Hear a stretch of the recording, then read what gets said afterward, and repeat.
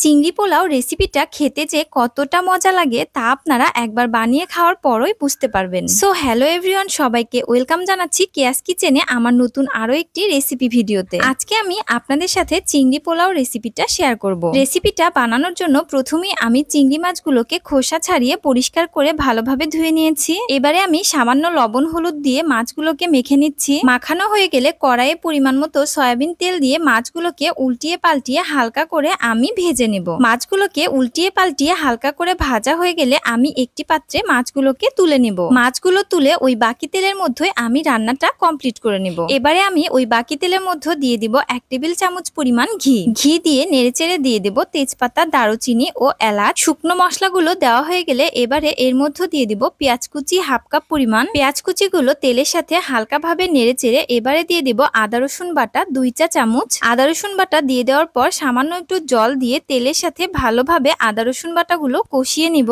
এখন এর মধ্যে আমি শুকনো উপকরণগুলো দিয়ে দেব। প্রথমেই আমি এখানে দিয়ে দেব শুকনো মরিচ গুঁড়া 1 চা চামচ, জিরা গুঁড়া 1 চা চামচ, গরম মশলা গুঁড়া 1 চা চামচ এবং 1 টেবিল চামচ দিয়ে দেব টক দই। এবারে সামান্য একটু জল দিয়ে মশলাগুলোকে ভালোভাবে আমি কষিয়ে নেব। এই ফাঁকেই বলে রাখি, আমার এই রেসিপি ভিডিওগুলো যদি আপনাদের ভালো লেগে থাকে তাহলে অবশ্যই কেয়াস কিচেন পেজ অথবা চ্যানেলের পাশেই থাকবেন। কষানো হয়ে গেলে এর মধ্যে আমি দিয়ে দিচ্ছি 1 চা চামচ পরিমাণ লবণ। আপনারা চাইলে লবণটা কিন্তু শুকনো উপকরণের সাথেও দিতে পারেন। নেড়েচেড়ে যখন মশলাগুলো থেকে তেল বেরিয়ে আসবে তখন আমি এর মধ্যে ভেজে রাখা চিংড়ি মাছগুলো দিয়ে দেব। এবারে নেড়েচেড়ে পরিমাণ মতো জল দিয়ে তারপর ঢাকনা দিয়ে ঢেকে 5 মিনিট রান্না করে নেব। 5 মিনিট পর রান্নাটা হয়ে গেলে ঢাকনা উঠিয়ে নেড়েচেড়ে চিংড়ি মাছগুলোকে আমি ঝোল থেকে তুলে নেব। সবগুলো চিংড়ি মাছ ঝোল থেকে উঠিয়ে নেওয়ার পর আমি এর মধ্যে আগে থেকে ধুয়ে রাখা চিনি গুঁড়া পোলাও চালগুলো দিয়ে দেব। আমি এখানে পোলাও চাল ব্যবহার করছি, আপনারা চাইলে কিন্তু বাসমতি চাল দিয়েও এটা রান্না করে নিতে পারেন। আমি এখানে 2 কাপ পরিমাণ চিনি গুঁড়া পোলাও চাল নিয়েছি,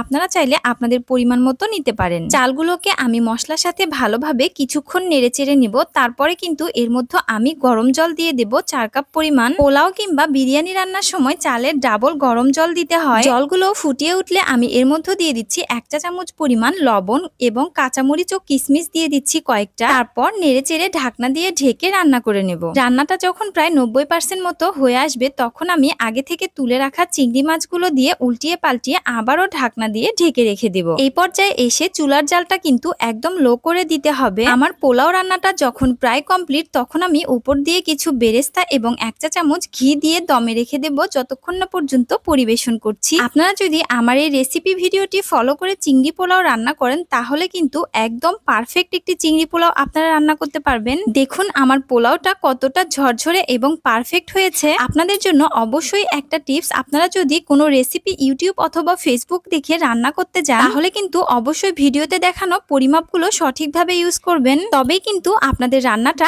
একদম পারফেক্ট হবে। সবশেষে বলে রাখি, আমার এই রেসিপি ভিডিওগুলো যদি আপনাদের ভালো লেগে থাকে তাহলে অবশ্যই কেয়াস কিচেন পেজ অথবা চ্যানেলের পাশেই থাকবেন। আজকের মতো এই পর্যন্ত, আবারও চলে আসবো পরবর্তীতে কোনো রেসিপি ভিডিও নিয়ে। সেই পর্যন্ত আপনারা সবাই অনেক অনেক ভালো থাকবেন এবং সুস্থ থাকবেন।